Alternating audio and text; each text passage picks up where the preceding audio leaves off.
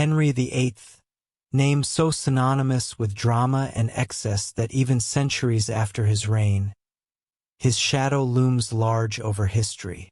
A king immortalized in Shakespeare's plays, reimagined in films, books, and TV shows, Henry's legacy is a storm of controversy and spectacle. He's the monarch whose love life seemed destined for tragedy, the man who ripped England from the heart of the Catholic Church to forge a new path. But beyond the headlines of romance and rebellion, who was the real Henry VIII? Tonight, we peel back the layers of this complex, larger-than-life king to reveal the man behind the myth. But who was Henry behind the headlines? Is he deserving of the infamy he's gained? And what impact did his actions have on England?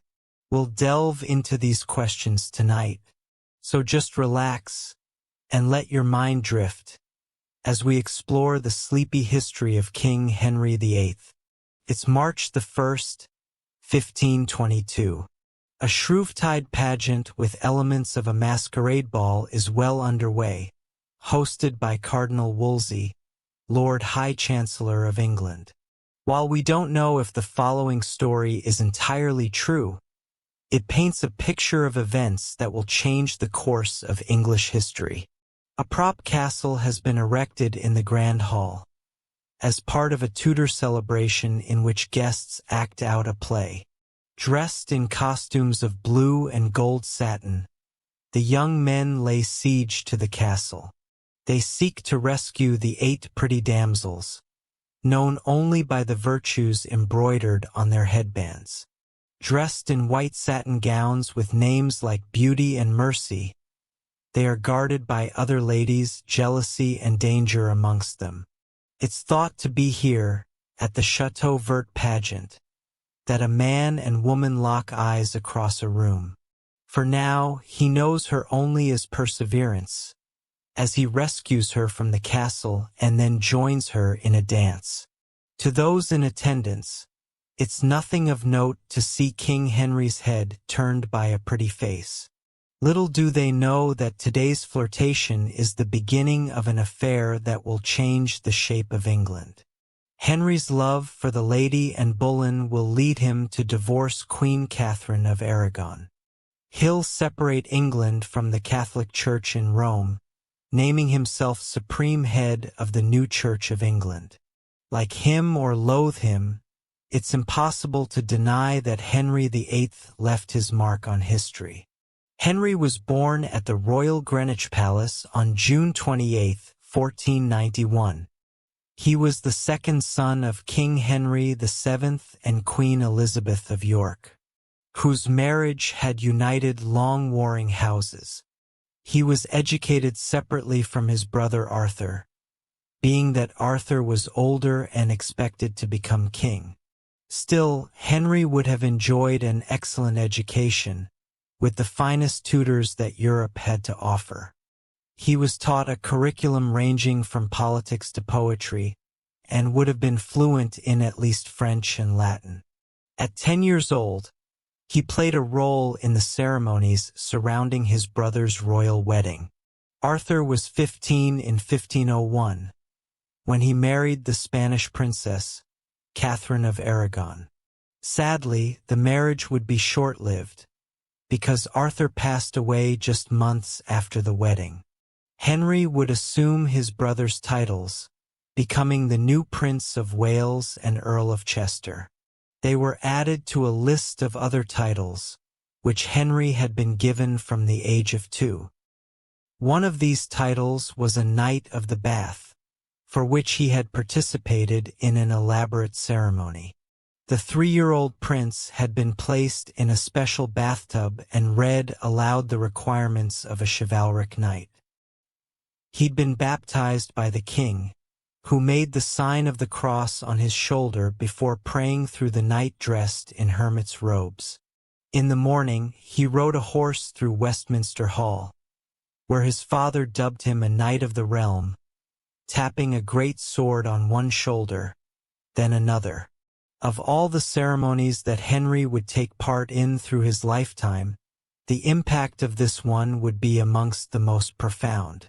From this moment onwards, he believed himself a knight, even when his behavior fell far short of chivalry. For his father, however, it was mostly for show. The king seemed intent on protecting the little knight, shielding him from responsibility even after Arthur's death. It's unclear why his father kept him from the limelight, but it seems to have left him somewhat unprepared for the role of king. His father had been keen to arrange a marriage between Henry and Arthur's widow, Catherine of Aragon. Catherine was 18 and Henry was 12. When the pair were betrothed in 1503, theirs would be a long engagement, with Henry himself going back and forth. At age 14, he declared he would not marry Catherine. Meanwhile, the Spanish princess grew only more certain. It was God's will that she be married to Henry. Marry they did in 1509, when she was 24 and he was 17. That same year, Henry had been crowned King of England. He claimed to be fulfilling his father's dying wish that his son married the Spanish princess. Their coronation took place at Westminster Abbey, and by all accounts was a dazzling affair. Golden tapestries were dangled from windows, and the streets were lined with cheering crowds. People came in droves to see the royal procession, the king and queen on horseback, in all their jewels and finery. One of the first orders of business for the young king was to rid himself of political opponents. Just 2 days after his coronation, he ordered the executions of 2 nobles on charges of high treason. This would be a pattern throughout Henry's reign. When it came to anyone who got in his way, while he had some capacity for mercy, offering pardons occasionally, his overall propensity was for ruthlessness, not forgiveness. The young king was also ambitious, and his thoughts quickly turned towards conquest. Like his predecessors from the 14th century onwards, Henry thought himself the rightful ruler of France. Henry's father had maintained a tense, yet sometimes allied, relationship with the French king, Louis XII. And initially, the son renewed these bonds, likely not wanting to make an enemy of the French, who had aligned with the Holy Roman Empire in modern-day Germany. Later, however, he signed a pact with Spain, an alliance with his father-in-law, King Ferdinand II.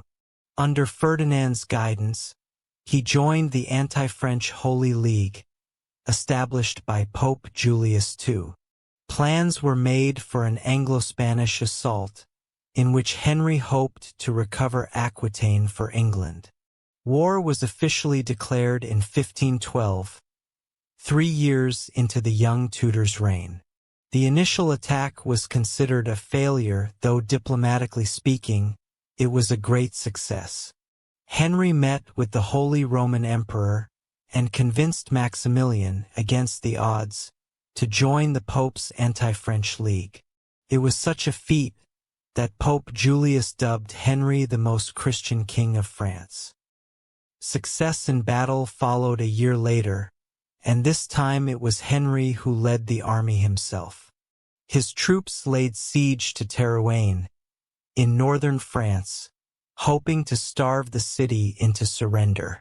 The French sent in their cavalry, but they misjudged the distance. They were bombarded by arrows and chased off at speed. The English named it the Battle of the Spurs, mocking the speed at which the French had retreated.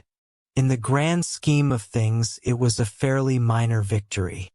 But through clever propaganda, Henry made the win seem far greater, and used it to bolster his reputation through Europe. Henry gave Terouanne to Emperor Maximilian, before taking the rich city of Tournai, in present-day Belgium, for the English. He built an enormous fortress, as a symbol of English rule, its citadel remaining to this very day. Meanwhile, back in England, He'd left the Queen in charge, something that speaks to the trust he held in her. Indeed, Henry wasn't long out of the country when Catherine would be called into action. Scotland and France had maintained what was called the Alder Alliance since the late 1200s. Believing England vulnerable, and encouraged by the French monarch, King James IV of Scotland made his move. The Scottish king rode at the head of his army, invading northern England in September 1513. Catherine oversaw the English defences and placed the Earl of Surrey in command of the army. It would be the largest ever battle fought between the neighboring countries, and a momentous victory for England and their queen. Catherine had proven herself a force to be reckoned with. Just as Henry had lived out his fantasy of being a medieval warrior king, he would likely have fought more. But wars were costly, and the English crown was out of money. It was here that Cardinal Wolsey, the king's chief advisor, presented Henry with an interesting idea. If he couldn't achieve fame by beating France on the battlefield, then he might instead make his name as the bringer of peace. What followed was the grandest and most opulent peace summit in European history, named the Field of the Cloth of Gold in 1520. It was an event made to showcase the peace that had been brokered, and an opportunity for France and England to show off their respective wealth. An entire pop-up city was erected for the summit on neutral ground between England and France. There were tents of gold cloth and fountains filled with wine, and a massive yard where jousting took place. The jewel in the crown was a temporary Tudor palace, painted to look like a real brick mansion. It was a huge success in terms of public relations, a much-talked-about event captured in paintings and on tapestries. And though the peace would only last for 8 years in total, that was actually some achievement in the context of the time. War never seemed too far away. In a climate of competition between France and England, even more so after the passing of King Louis XII, leaving his son, Francis, to ascend the throne at age 20. For the time being, Henry had other matters to deal with, namely his failure to produce a son and heir. Catherine had suffered a number of stillbirths, and lost an infant son at just 7 weeks old. Only their daughter Mary would survive into adulthood, and later sit on the English throne. Henry's mistress, Elizabeth Blount, gave birth to a son in 1519. The boy, Henry Fitzroy, although illegitimate, was honored by the king and made the Duke of Richmond. Had he lived past the age of 17, he might well have been named Henry's legitimate heir. It might sound like bad behavior for a man to have mistresses and illegitimate children, but affairs were fairly commonplace in Tudor England, and Henry's behavior wouldn't have raised many eyebrows. What did shock the court was his affair with Anne Boleyn. She was the sister of Mary, who had also been Henry's mistress, possibly even at the time of the pageant when he met Anne, who had played the part of the virtue Perseverance. Henry had become infatuated with Anne, who was lively, well-educated, vivacious, and charismatic. She was also clever in that she refused his seductions, not wanting to end up another discarded mistress. Anne's refusal to sleep with Henry only increased the king's affection, and in the backdrop of Catherine's struggles to give him a son, an idea began to form in the English king's mind. He began to believe that his marriage to Catherine was blighted in the eyes of God, that in marrying his brother's widow, he had acted against the Bible, which is why they hadn't been able to have sons. It's not unreasonable to think that Henry really believed this. He'd proven himself a devout Catholic, even publishing a pamphlet early in his reign which championed the Pope's authority in Europe. Yet now the king, this so-called defender of the faith, found himself at odds with the Catholic Church. His appeals to Rome to have his marriage annulled were repeatedly discounted. Even after a court had pored over the evidence, the cardinal who had been sent from Rome refused to make a decision. His master, the Pope, wouldn't risk upsetting Queen Catherine's nephew, the new Holy Roman Emperor, Charles V. Cardinal Wolsey, Henry's right-hand man, bore the brunt of the king's anger. He was charged with praemunire or overstepping royal authority, and died awaiting trial in 1530. Wolsey's replacement was Thomas More, a fervent Catholic who opposed the annulment. However, at first, the Lord Chancellor seemed to support Henry, who by now had become only more determined. The king had Queen Catherine banished from court, and moved Anne Boleyn into her apartments. Their desire to marry was an open secret. At court they acted like husband and wife. In 1532, Henry met with the French king, and gained France's support for his marriage to Anne. He then married her in secret upon returning to England before a second formal wedding in January 1533. By this point, Anne was already pregnant, so there was a need to speed up annulment proceedings. A reformer named Thomas Cranmer was made Archbishop of Canterbury, and was asked to oversee what was called the King's Great Matter, and was instrumental in Cranmer's appointment, as well as introducing the king to new doctrines and ideas. For a 16th-century lady, she was well-read on theology, and was known to own books written by Protestant reformers. We might say that Anne was a religious reformer. She promoted reading the Bible in English instead of Latin, even handing out English prayer books to those in her house. And she argued for changes within the Catholic Church, calling for an end to greed and corruption. Of course, much like Henry, it seemed somewhat convenient that the reformers whose beliefs Anne adopted were aligned with her and Henry's interests. One didn't have to look hard to see an ulterior motive beneath the king's sudden change of heart. Henry assembled a council of scholars to investigate whether the Pope had authority over England, and after studying the evidence, both secular and religious, they determined that the Pope had unlawfully claimed power from what had been a self-governing national church. The king read carefully through the council's findings, making notes in the margins that survive to this day. With each page turned, he became only more convinced that the king, not the Pope, was the rightful head of the church.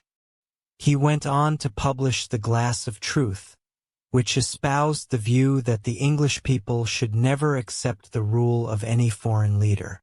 Refusing the authority of the Pope in Rome was framed, quite successfully, as a simple matter of patriotism.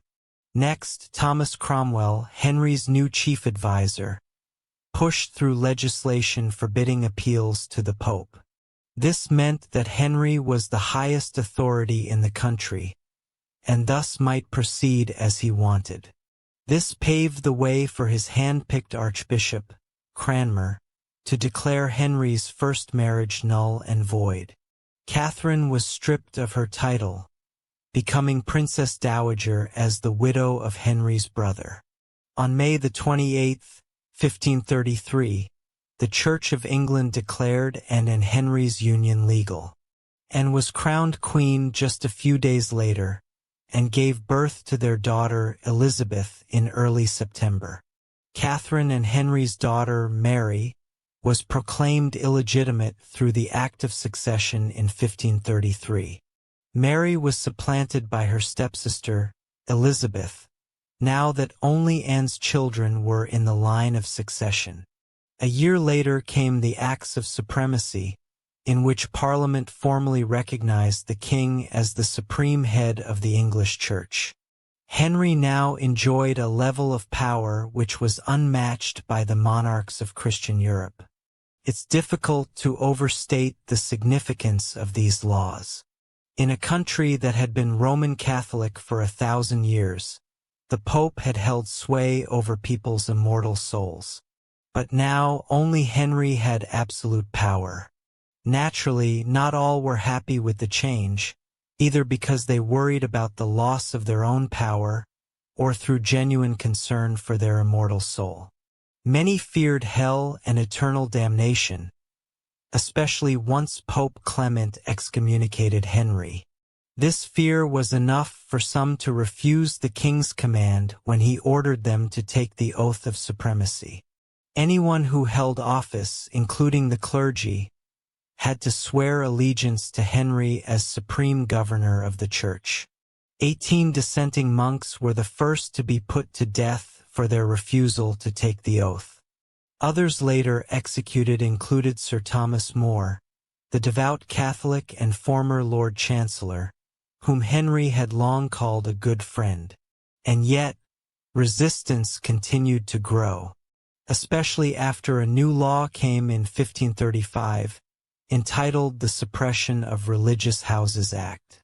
This marked the beginning of a years-long project, first overseen by Thomas Cromwell.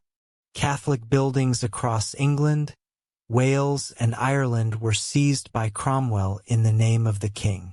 Abbeys, monasteries, convents, and priories, their inhabitants were displaced, their land and buildings sold, their assets seized and given to the crown. With the English Reformation now well underway, the king sought to herald a new religious order. Ridding the country of Catholic institutions would help consolidate his power far and wide, and the money made from confiscating such properties would help the king to fund his foreign wars. It was a step forward in the king's new regime, but to some of his subjects, this was the final straw. In northern England, the peasants rose up in revolt, with numbers upwards of 40,000. The Pilgrimage of the Grace, as the uprising was known, was led by the lawyer Robert Arske and nobles from the north. Beginning in Yorkshire, it spread across northern England, with the rebels managing to occupy both Hull and York. The Duke of Norfolk went to meet the rebels, with an army of no more than 7,000 men, being massively outnumbered. He was inclined towards diplomacy and agreed to present their petition to the king. It was a list of 24 demands, both secular and religious. He gave the insurgents a number of assurances, hoping to avoid a conflict which he would surely lose. Upon the promise of a general pardon and a parliament within the year, Arske agreed to send everyone home. Norfolk hadn't been authorized to make such promises, and so, following further unrest in February 1537, Henry had the ringleaders, including Arske, arrested. Charged with treason, they were subsequently executed. 216 would be killed in total. Henry had successfully put down the rebellion, which was the most serious uprising to be faced by a true demonic. Of course, it might be said that it was of the king's own making. The steps he'd taken in order to marry and had led to political, social, and economic upheaval.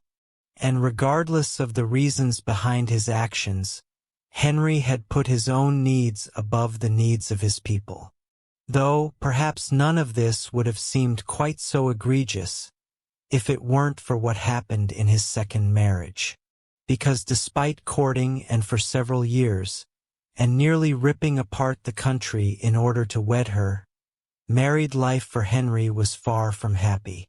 The same qualities that had attracted him to and at first, her vivacious, outspoken, and sometimes fiery nature, were now a source of frustration for the king. She wasn't the obedient wife he wanted. Her greatest betrayal, as Henry saw it, was her failure to produce him a son and heir. After Elizabeth's birth and miscarried twice, the last time after hearing that the king was injured jousting and losing a baby boy upon going into shock. Enemies of Anne and the now powerful Buleyns spread rumors throughout the court of her witchcraft and adultery. This gave Thomas Cromwell, Henry's chief advisor, the means to give Henry a way out of the marriage. At the start of May 1536, Queen Anne was arrested, as were 5 men including her own brother, George. It didn't seem to matter that there was little to no evidence of charges that ranged from treasonous adultery to incest. Archbishop Cranmer, whom Anne had helped to have appointed, would be the one to annul her marriage to Henry. After hearing her confession, he was so convinced of her innocence that he appealed her case to the king, albeit unsuccessfully, and was beheaded on the 19th of May. Cranmer was one of the few people to publicly mourn her death. Many tell of her poise on the stand, where she forgave her executioner and praised Henry. Whether the king was deserving is a matter of opinion. Almost as soon as Anne had been arrested, he'd had her lady-in-waiting, Jane Seymour, moved into the Queen's apartments. Henry, who was then in his mid-40s, married Jane, who was in her late 20s, less than a fortnight after Anne's execution. With the Second Succession Act in 1536, Elizabeth and Mary were deemed illegitimate, and Jane's offspring claimed as the rightful heirs. Henry's third wife Jane would give him the son he'd longed for, Prince Edward, born in 1537. Unfortunately, Henry's joy would be tinged with grief. Jane developed an infection during childbirth and died 12 days after Edward was born. Henry would go on to grieve the Queen's loss, suffering periods of longing and depression. Whether their marriage would have remained happy had Jane lived is something that we'll never know. But considering Henry's pattern of behavior, it seems unlikely that things wouldn't have gone awry. Even as short as their marriage was, and as submissive as Jane was compared to Anne, when she begged him on her knees to reform the abbeys, he told her never to dare meddle in his affairs, and to remember what happened to her predecessor. And this version of Henry seems far removed from the boy who, at 3, had promised to follow the knightly code. By his late 40s, the king had an unbridled ego. He tolerated nothing but utter obedience. After Jane's death, Cromwell had gone to work in negotiating marriages for both Henry and his children. For the king, he'd suggested Anne of Cleves, a German princess from the Holy Roman Empire. Anne's brother, the Duke of Cleves, would be a useful ally against Roman Catholic Europe.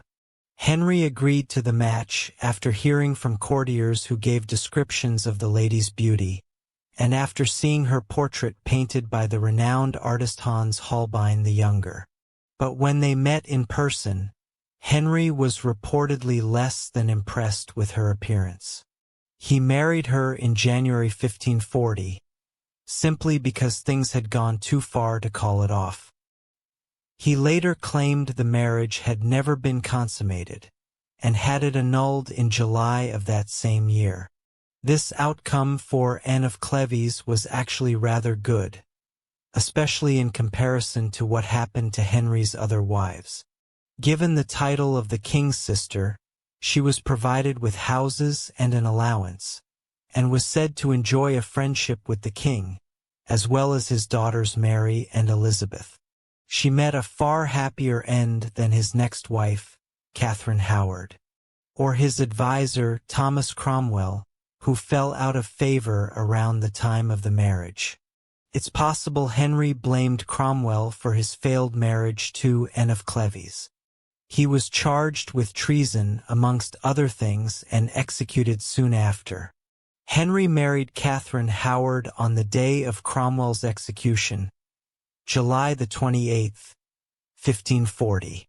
He was 49 and she only about 17 years old. To some, it must have seemed doomed from the start. The king was smitten with his young, pretty queen, He showered her with gifts, including Cromwell's estates. But Catherine, it seems, didn't entirely reciprocate, and, being flirtatious and naive, she engaged in an affair. Catherine exchanged love letters and had private meetings with Thomas Culpeper, a close friend of Henry's. She also had a courtier, named Francis Derham, with whom she later admitted to having relations before her marriage, when she was around 14 years old. Henry refused to believe at first, but it was impossible to deny after Derham confessed, and then went on to tell of the Queen's affair with Culpeper. All three were executed after being charged with treason. Catherine was beheaded in February 1542. By July of the following year, the king had remarried. His sixth and final wife was Catherine Parr. A wealthy widow in her early 30s, she was a calming influence in the king's later life. Catherine Parr oversaw Edward and Elizabeth's education, and she was instrumental in healing the rift between Henry and his daughters. She encouraged the king's passing of the Third Succession Act, in which the two daughters were restored into the royal bloodline. She was also the first queen to publish a book under her own name, Prayers and Meditations, in 1545. Something of a religious reformer, her views were very different to Henry's. In fact, she narrowly escaped arrest, but reconciled with the king. Like Henry's first wife, Catherine of Aragon, she acted as queen regent when Henry was at war. Having secretly aligned with the Holy Roman Emperor, Henry had planned an attack on France. First, he sought to defeat their allies in Scotland, led by their king and his nephew, James V. Henry defeated the Scottish forces at the Battle of Solway Moss in November 1542. However, his attempts to unite the countries would ultimately fail, and they would remain at war until the end of Henry's reign. The king invaded France in 1544. As per his agreement with the Holy Roman Emperor, he laid siege to Boulogne, taking personal command of the army, but was forced to return home once his allies had sued for peace. When a French invasion of England was later unsuccessful, France and England would make peace once again. Both countries were nearly bankrupted by the war, and they signed the Treaty of Camp in 1546. By then, Henry was a man in his 50s, and far from the athletic youth he'd once been. For a decade, he'd been plagued with painful boils and myriad other ailments after a jousting injury. The king was obese and had difficulty moving. He needed aids to walk with, including a wheelchair or tram. He was 55 years old when he died, likely of renal and liver failure, combined with possible heart failure and sepsis, on the 28th of January 1547. Henry was buried next to Jane Seymour, the wife who died after giving birth to a male heir. However, her son, King Edward, would reign for just 6 years before passing away at age 15. After him, Henry's daughter Mary would rule for 5 years, earning the name Bloody Mary because she executed people she considered to be heretics. Finally, her sister Elizabeth would take the throne, becoming one of the most influential monarchs in British history. Henry's legacy is a fascinating one, filled with myriad contradictions. Here was a man whose belief in his own divinity empowered the very worst and most human of flaws. A devout Catholic named Protector of the Faith, who executed Catholics and Protestants alike. At best, the king was extremely charismatic. At worst, he was lustful, paranoid, violent, and egotistical.